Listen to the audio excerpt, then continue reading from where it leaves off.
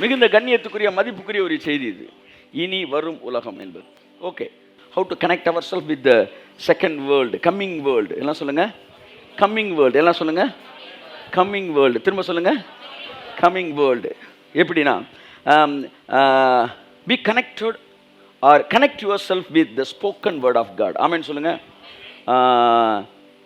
Keep yourself with the spoken word or hide yourself with the spoken word of God. அதாவது வார்த்தையோடு இணைக்கப்பட்டு இருங்கள், உரைக்கப்பட்ட வார்த்தையை கேளுங்கள். அது உங்களை இரண்டாம் உலகத்தின் அனுபவங்களுக்குள்ளே அழைத்து செல்லுகிறது. ஆமென். எவன் ஒருவன் தேவன் பேசுகிற வசனத்தை, அந்த உரைக்கப்பட்ட வார்த்தையை கேட்டுட்டானோ, the moment he heard the spoken word of God, he is connected with the second world.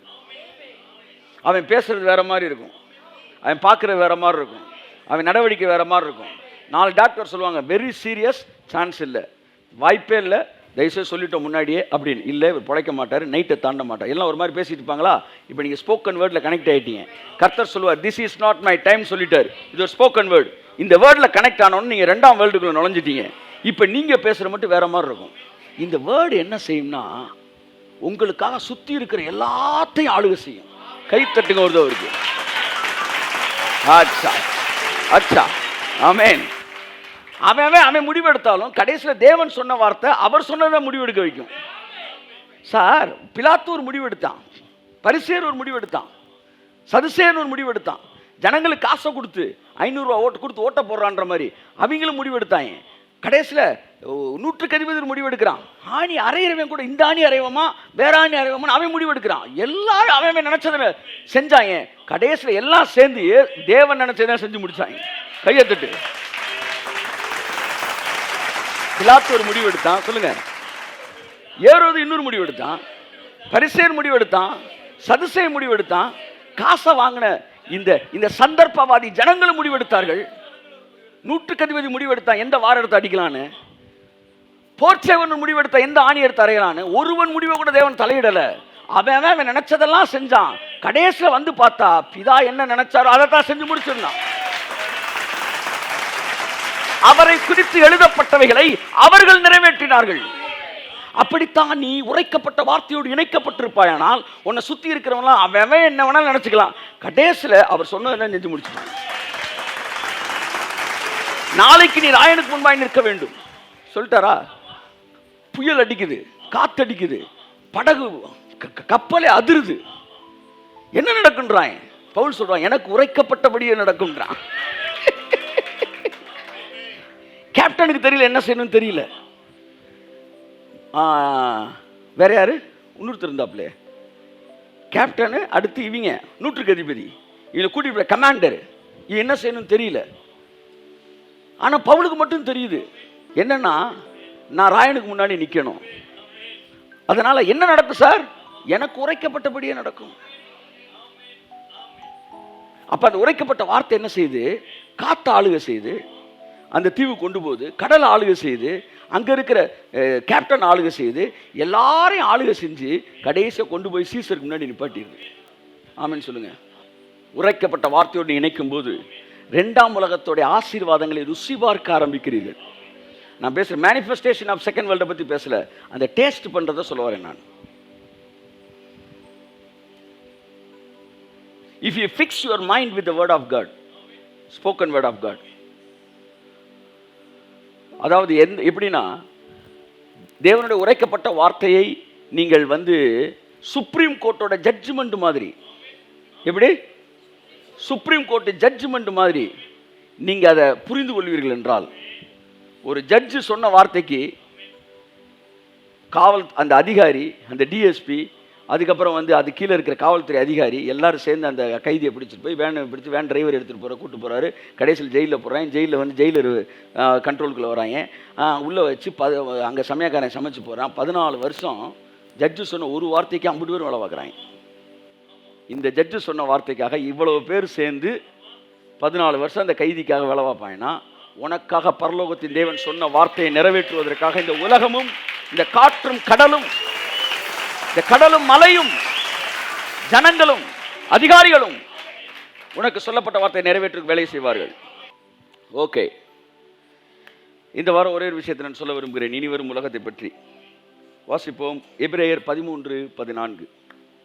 So ஏறக்குறைய இந்த அதிகாரத்தில் எனக்கு தெரிஞ்சு 3 முறை இனி வருகிற உலகத்தை பற்றி பேசுகிறார்கள். இது போக மறைமுகமாக பல இடத்தில் பேசப்பட்டிருக்கிறது. வாசிப்போம். நிலையான நகரம், நிலையான நகரம் நமக்கு இங்கே இல்லை, நமக்கு இங்கே இல்லை இல்லை. இந்த விசிபிள் வேர்ல்டு இருக்கு பார்த்தீங்களா, இது நமக்கு நிலையான நகரம் இல்லை. அடுத்து வரப்போகிறதையே, கை தட்டுங்க, நல்லா தட்டுங்க. நான் தப்பா வாசிக்கிறேன், ரைட்டா வாசிக்கணும். போக போகிறதையே, ஃபுல்லா வாசிமா அந்த வசனத்தை. வரப்போகிறதையே நாடி தேடுகிறோம், போக போறதையே நாடி தேடுகிறோம், போக போறதே நாடி தேடுகிறோம். ஆமே, நீங்க போக போறதை நாடி தேடக்கூடாது, வரப்போறதை தான் நாடி தேடணும். ஒரு நகரம், இந்த நகரம் நிலையான நகரம் இல்ல, இன்னொரு நகரம் வரப்போகுது. வரப்போகிற அந்த நகரத்தையே கைய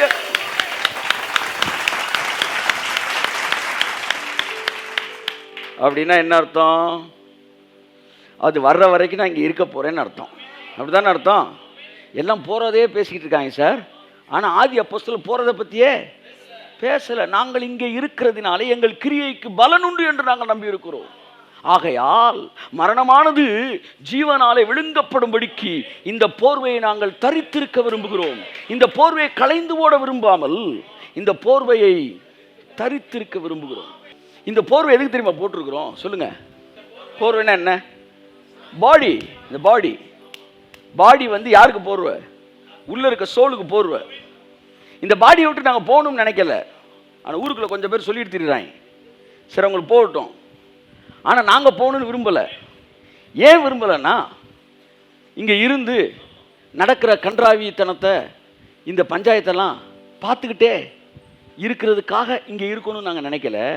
மரணமானது, சொல்லுங்க, மரணமானது ஜீவனாலே விழுங்கப்படும்படிக்கு, அந்த விழுங்கப்படுறதை நாங்கள் பார்க்கறதுக்காக இந்த போர்வையை நாங்கள் தரித்தவர்களாய் இருக்க விரும்புகிறோம்.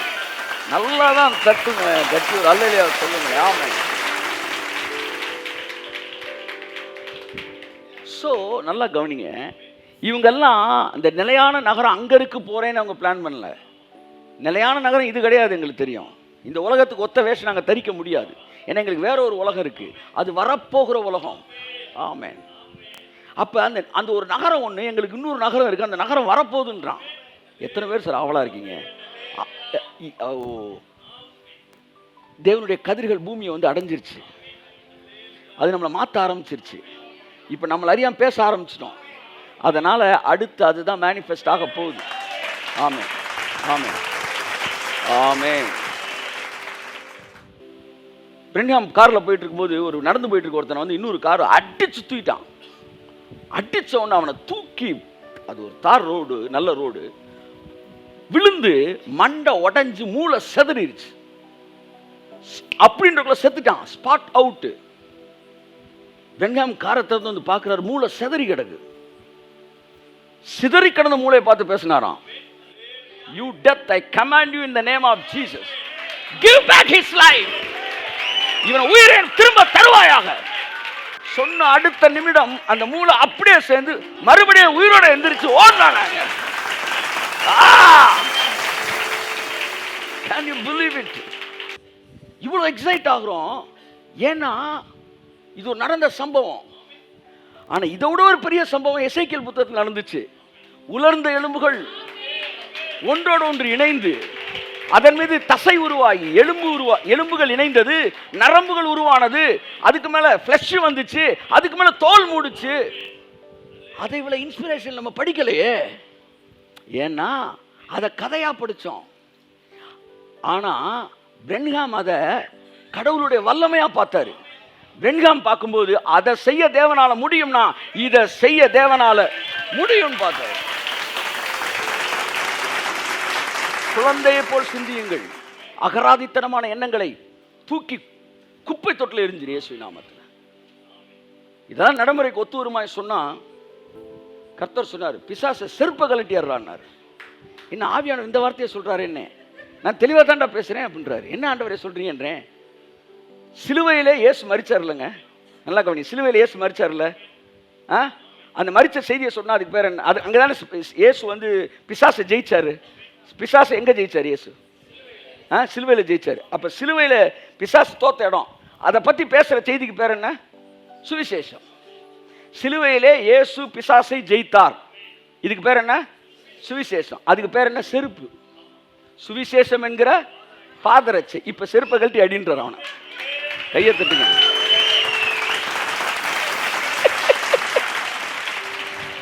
பிசாசு எப்படி அடிக்கணும்? செருப்பை கழட்டி அடிக்கணும். செருப்பு என்னது? சுவிசேஷம். கையை தட்டு. ஏய் போடா, 2000 வருஷத்துக்கு முன்னாடி சப்புன்னு போட்டு ஓடிடு. 2000 வருஷத்துக்கு முன்னாடி சிலுவையில் அரைஞ்சாச்சு. வரப்போகிற இதையே நாடி தேடுகிறோம். என் அன்புக்குரியவர்களே, ஒன்று வந்துகிட்டு இருக்கு, ஒரு நகரம், நிலையான நகரம். அதான் நமக்கு.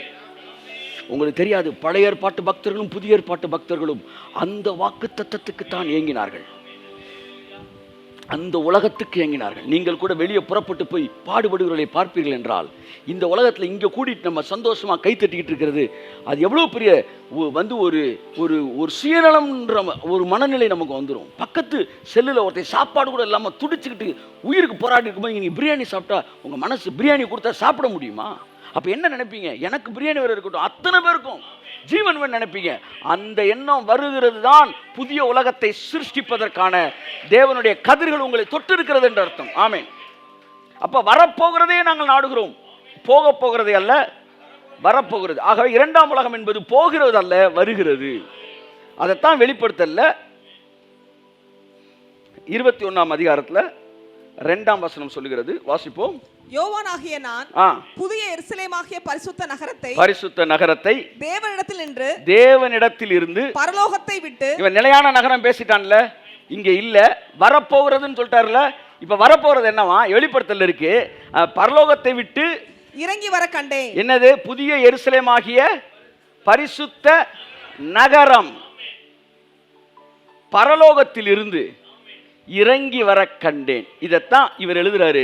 இந்த நகரம் நமக்கு சொந்தமான நகரம் இல்லப்பா, இன்னொரு நகரம், வரப்போகிற நகரம், அதுதான் இறங்கி வருகிற நகரம். எத்தனை பேர் அந்த நகரத்தை எதிர்பார்க்கிறீர்கள்? ஆமென், ஆமென். இந்த இரவு வேலை உங்கள் மனதில் அது இணைக்கப்படுவதாக.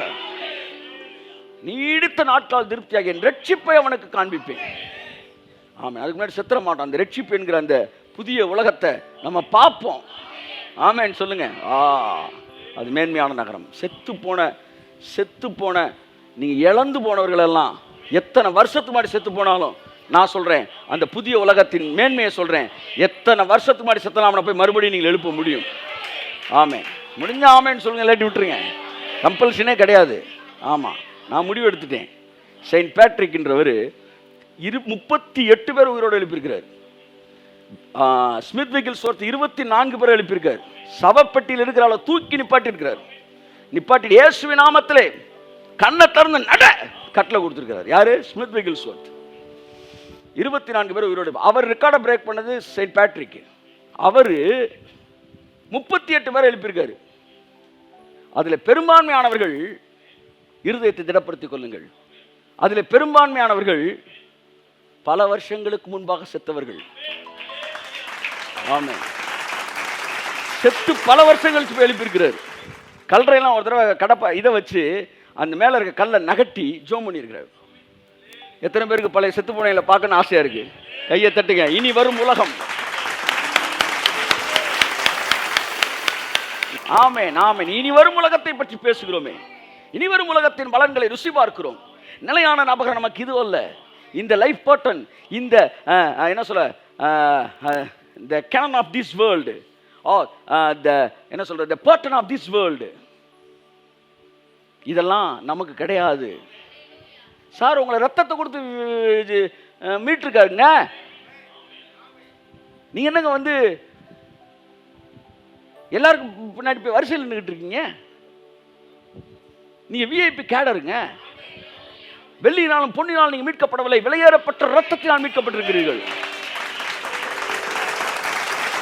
அப்ப சிந்தனை என்பது பரலோகம் அல்ல, சிந்தனை என்பது heaven on earth. இயேசு நாங்கள் பரலோகத்துக்கு வருமாறு ஜெபிக்கவில்லை, உம்முடைய ராஜ்யம் வருவதாக என்று சொல்லி ஜெபித்தார். நான் ஒரு கேள்வி கேட்கிறேன், மாப்பிள்ளையை பார்க்க பொண்ணு வீட்டுக்காரன் போகணுமா, பொண்ணை பார்க்க மாப்பிள்ளை வீட்டுக்காரர் வரணுமா? இதை விட சிம்பிளா சொல்ல முடியாது. என்ன சொல்லுங்க? பொண்ணை பார்க்க தான் மாப்பிள்ளை வீட்டு வரணும். நீங்க பொண்ணா மாப்பிள்ளையா, மணவாளனா மணவாட்டியா? அப்ப அவர் தானே வரணும். ஆமென் ஆமென். வருவாரியா? அவர் வருவார்னு எங்களுக்கு சொல்லிட்டாங்க. ஆனா அவர் வர்றதுக்கு முன்னாடி எது வரும்னு சொல்ல மறந்துட்டாங்க. நியூ ஜெருசலேம், வரப்போகிற நகரம், இனி வரும் உலகம், இனி வரும் உலகம். வரும் எல்லாம் சொல்லுங்க. வரும் வரும் அப்படின்னா நீங்க இருக்கிற இடத்துக்கு அது வரும். இந்த பூமியில நீங்களும் நானும் இயேசு சொன்னது, உம்முடைய ராஜ்யம் வருவதாக, பரலோகத்திலே உம்முடைய சித்தம் செய்யப்படுவது போல பூமியிலும் செய்யப்படுவதாக. வெட்கம் அனுபவித்த சகல தேசத்தில் கீர்த்தி புகழ்ச்சி உண்டு. இயேசுக்கு பிதாவுக்கு இந்த பூமியில வெட்கத்தை கொடுத்த நம்ம இங்கேதாங்க அவருக்கு கீர்த்தியும் புகழ்ச்சி உண்டாகணும். அதை விட்டுட்டு சரி தோத்து போயிட்ட வாங்கப்ப நம்ம எல்லாம் பரலோகத்துக்கு போயிடும், நம்ம பிள்ளை ஒன்றும் ஒர்க் அவுட் ஆகலை, நமக்கு வேணாமே அந்த பூமியை அப்படின்னா தோத்துட்டாருன்னு அர்த்தம். வச்சு செய்வேன்றாரு. இதே பூமியில உன்னை உட்கார வச்சு இந்த பூமி எப்படி அப்படி செய்வார் இயேசு நாமத்தில். வெளிப்படுத்தல் 5ஆம் அதிகாரம், வெளிப்படுத்தல் 21:10 சொல்லுது. 21:10 சொல்லுது. என்ன சொல்லுது? பெரிதும் உயரமுமான ஒரு பர்வதத்தின் மேல் என்னை ஆவியில் கொண்டு போய் தேவனுடைய மகிமையை அடைந்த எருசலேமாகிய பரிசுத்த நகரம் பரலோகத்தை விட்டு தேவனிடத்திலிருந்து இறங்கி வருகிறது எனக்கு காண்பித்தான். அப்ப இங்க நகரம் இறங்கி வருகிறது. இவர்கள் எல்லாருமே அந்த நகரம்னா அது எது பில்டிங்கை போட்டு, இட் இஸ் நாட் புரியுதா உங்களுக்கு? Literal meaning. அது ராஜதானியம் வாங்கல, அதாவது ராஜ பிரபுக்கள் வாழக்கூடியதான் ராஜதானியம் சொல்லுவாங்க. அந்த ஒரு வாழ்க்கை முறைய அந்த கிங்டம் இங்க கொண்டு வர்றாரு. அப்ப மறுபடியும் பாத்தீங்கன்னா பூமியை தான் ரீச் பண்ணுது. அப்ப வெளிப்படுத்தல் 5ஆம் அதிகாரம் 9ஆம் வசனம் 10ஆம் வசனத்தை வாசிங்களேன். நம்ம எங்க அரசாளும் பைபிள் சொல்லுது, வாசிங்க. தேவரீர் புத்தகத்தை வாங்கவும் அதன் முத்திரைகளை உடைக்கவும் பாத்திரராய் இருக்கிறீர். ஏனெனில் நீர் அடிக்கப்பட்டு சகல கோத்திரங்களிலும் பாஷைக்காரிலும் ஜனங்களிலும் ஜாதிகளிலும் இருந்து எங்களை தேவனுக்கென்று உம்முடைய ரத்தத்தினாலே மீட்டுக்கொண்டு, எத்தனை மீட்டுக்கொள்ளப்பட்டு கை தூக்குங்க. ஜனங்களிலும் ஜாதிகளிலும் எங்களை ரத்தத்தினாலே மீட்டுக்கொள்ளப்பட்டவர்கள் கை தூக்குங்க. நல்லா கை தூக்குங்க. அதுல ஏன் டவுட் இருக்கா இருக்கும்? ஆமென். நாங்கள் மீட்டுக்கொள்ளப்பட்டிருக்கிறோம். மீட்டுக்கொண்டு அடுத்து எங்க வாசிங்க. எங்கள் தேவனுக்கு முன்பாக எங்களை ராஜாக்களும் ஆசாரியர்களும் ஆக்கினீர். நாங்கள் பூமியிலே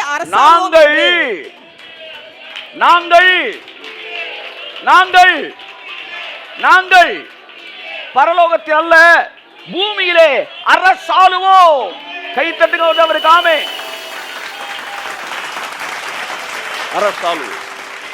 அரசாளுவோம். இந்த காரியங்கள் எல்லாம் வெளிப்படுத்தல சொல்லப்படுது. வெளிப்படுத்தல்னாலே எல்லாமே ஃபியூச்சர் டென்ஸ் கிடையாது. வெளிப்படுத்தல் 1:19 நினைக்கிறேன், வீட்டில் போய் வாசிங்க. இதுக்கு முன்னாடி நடந்தது, இப்ப நடந்துகிட்டு இருக்குது, இனிமேல நடக்கிறது, மூணையுமே உனக்கு சொல்லுவேன்னு சொல்லிட்டு தான் வெளிப்படுத்தல எழுதுறாரு. 19 வாசிங்க. நீ கண்டவைகளையும் இருக்கிறவைகளையும் இவைகளுக்கு பின்பு சம்பவிக்க போகிறவைகளையும் எழுது. பாத்தீங்களா? நீ கண்டவைகளும் பாஸ்ட் டென்ஸ், இப்ப இருக்கிறவைகள் பிரசன்ட் டென்ஸ், இனிமேல் சம்பவிக்க போறது ஃபியூச்சர் டென்ஸ். வெளிப்படுத்தல என்னென்ன இருக்கு சொல்லுங்க? Past, present, future. நமக்கு என்ன சொல்லி கொடுத்துட்டாங்கன்னா, வெளிப்படுத்த விசேஷம்னாலே ஃபியூச்சரு, அதனால எல்லாமே எதிர்காலம் இல்ல. நம்முடைய சகோதரரை குறித்து இரவும் பகலும் குற்றம் சுமத்துகிறவன் கீழே தாழ தள்ளப்பட்டு போனான். இனிமே நடக்க போதா? சிலுவையில் இயேசு முடிந்ததுன்னு சொன்னப்ப நடந்துச்சா? முடிந்ததுன்னு சொன்னப்ப அவன் கீழே விழ தள்ளப்பட்டு போனான். கை தட்டுங்க ஒருவருக்கு. ஆமென். அல்லேலூயா சொல்லுங்களேன். இயேசு சொன்னான், நான் கீழே விழுகிறேன், நான் பார்க்கிறேன். அப்ப இது கண்டது. அடுத்து 7 சபை இருக்கிறது. அடுத்து உடைக்க போற முத்திரை பார்க்கிறது, நடக்க போறது எல்லாமே அதுல இருக்கு. அதனால இதுல இப்ப நடந்துகிட்டு இருக்கிறது இருக்கு, வரப்போகிற உலகம். ஆமென். அது இந்த பூமியை லேண்ட் ஆகிட்டு இருக்கு அப்படின்னா சொல்லவா? இப்ப பேசிட்டு இருக்கோம்னு என்னன்னு அர்த்தம்? Your attention please. நாகூரிலிருந்து புறப்படுகிற பேசஞ்சர் ட்ரெயின் இப்பொழுது மதுரை வழியாக சென்னைக்கு போவதற்கு மதுரையை நெருங்கி கொண்டு இருக்கிறது. ஆமென் சொல்லுங்க. அப்படின்னு அனௌன்ஸ்மெண்ட் இப்போ வருதுன்னா கொஞ்ச நேரத்தில் ட்ரெயின் வரப்போகுதுன்னு அர்த்தம். அலர்ட் ஆயிருன்னு அர்த்தம். அலர்ட் ஆயிருங்கன்னு அர்த்தம். தீர்க்கதரிசியில் கூப்பிட்டு அவங்க முன்ன பேசுவாராம் தேவன். மறைக்கப்பட்டவைகள் தேவனுக்குரியது, வெளிப்படுத்தப்பட்டவைகளோ நமக்கும் நம் பிள்ளைகளுக்கும் உரியது. பவுல் சொன்ன ஆதி காலம் முதற்கொண்டு மறைக்கப்பட்டவைகள் இன்றைக்கு எங்களுக்கு வெளிப்படுத்தப்பட்டிருக்கிறது. கர்த்தர் ஒரு பாக்ஸை உடைக்கிறார்னா என்ன அர்த்தம்? அதை கொடுக்க போறாருன்னு அர்த்தம். புரியுதா உங்களுக்கு? இனி வரும் உலகம் பேசுறாருன்னு என்ன அர்த்தம்? உங்க லைஃபுக்குள்ள அந்த உலகத்துடைய வாழ்க்கை ஆரம்பமாக போகுது. இந்த பூமியில நம்மளுடைய ஜெனரேஷன் பார்க்க அந்த உலகம் எஸ்டாப்ளிஷ் ஆக போகுது. எரெக்ட் ஆக கை தட்டுக்கும் போது அவருக்கு ஆமேன். தேவன் எரெக்ட் பண்ண போறார். அல்லேலூயா சொல்லுங்க. ஆமேன். ஏனென்றால் வெளிப்படுத்தப்பட்டவைகள் நமக்கும் நம் 29 உபாகமம் நமக்கு நம் பிள்ளைகளுக்கும் உரியது. எல்லாம் பாருங்க, ஏதாச்சும் ஒரு செய்தியை தேவன் பேசிட்டாருன்னா உங்களுக்கு கொடுக்கணும்னு முடிவெடுத்துட்டாருன்னு அர்த்தம். நான் ரகசியத்தை சொல்லியிருக்க மாட்டேன். இனி வரும் உலகத்தை பேசுறாருன்னு என்ன அர்த்தம்னா, கர்த்தர் பெரிய காரியங்களை இந்த நாட்களில் கண்ணீரும் கவலையும் பதறலும் கதறலும் இருக்கிற இந்த உலகம் நம்முடைய ஜெனரேஷனில் அது மாறணும். அவருடைய ராஜ்யம் லிட்ரலாக இங்கே ஸ்தாபிக்கப்படணும். நம்முடைய ஸ்பிரிட்டில் அது எஸ்டாப்ளிஷ் ஆயிடுச்சு. அவர் ராஜ்யம் வந்துருச்சு. இப்போ அடுத்து விசிபிள் வேர்ல்டுக்குள்ளே என்ட்ராகணும். இதை குறித்து நம்ம ஒருமனப்படணும். நம்ம ஒருமனப்பட்டு அதை விரும்பணும். அதை விரும்ப ஆரம்பிக்கும் போது மரித்தோரின் உயிர்த்தெழுதல் நடைபெறும். இயற்கைக்கு அப்பாற்பட்ட அற்புதங்கள் சூழல் நடைபெற ஆரம்பிக்கும். எப்படி ஒரு வாழ்க்கை வாழ வேண்டும் என்று நீங்கள் விரும்பினீர்களோ, நிரந்தரமான சமாதானம், சந்தோஷம், நிரந்தரமான ஐஸ்வர்யம், ஆசீர்வாதம், எந்தவித கவலையும் இல்லாத ஒரு வாழ்க்கை, அந்த வாழ்க்கை தான் தேவன் இந்த பூமியை குறித்து வைத்த மகா பெரிய திட்டம்.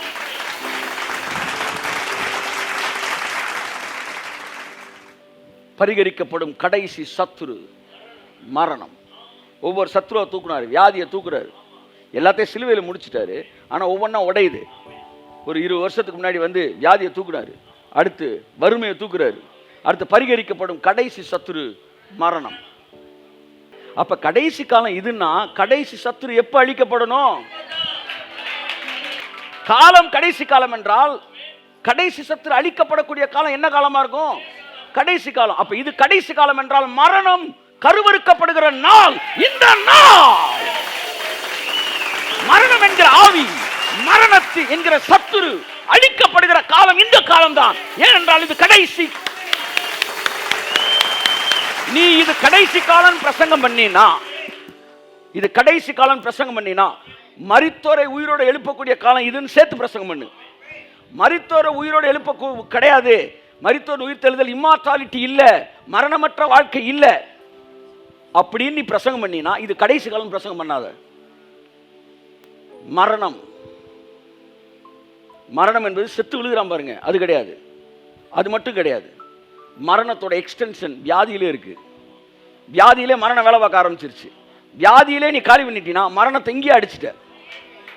அப்ப மரணம் என்பது 20 வருஷத்துக்கு முன்னாடி வந்தாலும் எதிரி இருக்கான்னு தானே அர்த்தம். அழிச்சிட்டீங்கன்னா என்ன அர்த்தம்? அவன் மரணமே இல்லாத ஒரு இடத்துக்கு வரான்னு அர்த்தம். ஆமேன்னு சொல்லுங்க. அப்ப மரணமே இல்லாத ஒரு இடத்துக்கு வர்றது நீ பேசணும். சார் நான் சொல்ற புரியுதா சார்? மரித்தோரை உயிரோடு எழுப்புவது வேறு, மரணம் என்கிற சத்துரு பரிகரிக்கப்படுறதே வேறு. உயிரோடு எழுப்பிட்டீங்க, 20 வருஷங்கள் திரும்ப சாவான். ஆனா பரிகரிக்கப்படும் கடைசி சத்துரு மரணம்னா அவனை மரணமே இல்லாத இடத்துக்கு கொண்டு வரணும். அப்பதான் அந்த கடைசி சத்துரு செத்துட்டான்னு அர்த்தம். அப்ப கடைசி காலம்னு பேசினீங்கன்னா மரணம் இல்லாத வாழ்க்கை நீ பேசணும். மரணம் இல்லாத வாழ்க்கை பேசலன்னா கடைசி காலம் பேசாத. வெளிப்படுத்தப்பட்டவைகள் நமக்கும் நம் பிள்ளைகளுக்கும் உரியது. வார்த்தை எதை செஞ்சாலும் தேவன் வார்த்தை அனுப்புறாரு. வார்த்தை வருது, நம்ம மைண்டை செட்ரைட் பண்ணுது, அதுக்கப்புறம் வல்லமை வருது. ஒத்துக்கிறீங்களா? இப்ப இனி வரும் உலகத்தின் பலன்களை பேச ஆரம்பிக்கிறார். நம்ம மைண்டு செட்ரைட் ஆகுது. அடுத்து இனி வரும் உலகம் என்ன செய்கிறது? நமக்குள்ளே கடந்து வெளியே வருகிறது. வெளியே இருந்து உள்ள வரல, உள்ள இருந்து வெளியே வருது. அப்ப இது எப்ப வந்துச்சு உங்களுக்குள்ள? இயேசு சொந்த ரட்சகரை ஏற்றுக்கொண்ட போதே இனி வரும் அந்த உலகத்துடைய அந்த கிங்டம் ஆஃப் ஹெவன் உள்ள எஸ்டாப்ளிஷ் ஆயிருச்சு. இப்போ அது வெளியே வந்துக்கிட்டு இருக்கு. ஆமேன் ஆமேன் சொல்லுவோம். எதற்காக இனி வரும் உலகத்தை பற்றி பேசுகிறோம்? One of the major promise of new covenant is the new Jerusalem. சிலுவையிலே இயேசு தன் ஜீவனை உங்களுக்கு கொடுத்ததன் நோக்கம் பிசாசின் கரத்தில் இருந்து உங்களை விடுதலையாக்குவது மட்டுமல்ல, உங்களை அவனுடைய கரத்திலிருந்து விடுதலையாக்கி உங்களை அவனுடைய பாதிப்பே இல்லாத ஒரு புதிய உலகத்திற்குள்ளே கொண்டு போய் சேர்ப்பதற்காகத்தான் சிலுவையிலே ஜீவனை விட்டார். ஸோ நீ விடுதலையாக்கப்படுவது it is not a complete work. Complete என்ன சொல்ற வந்து ரிசல்ட். அது வந்து ஒரு பாதி ரிசல்ட் தான். அதற்கு பிறகு அங்கிருந்து விடுதலையாக்கி உங்களை எங்க கொண்டு வராரு? புதிய எருசலேம் என்கிற இந்த வாழ்க்கைக்குள்ள உங்களை கொண்டு வந்து சேர்க்கிறது. இதுதான் சிலுவையில் அவர் உங்களுக்கு சிலுவையிலிருந்து அவர் கொடுத்த வந்து என்ன சொல்றது மிகப்பெரிய முக்கியமான வாக்குத்தத்தங்களிலே ஒன்று வரப்போகிற இந்த உலகத்தில் சேர்க்கிறது. அந்த உலகம் அங்கன்னு சொல்லி நம்மளை ஏமாத்தணும். அங்க இல்லை, இங்க. எல்லாம் சொல்லுங்க, இங்க.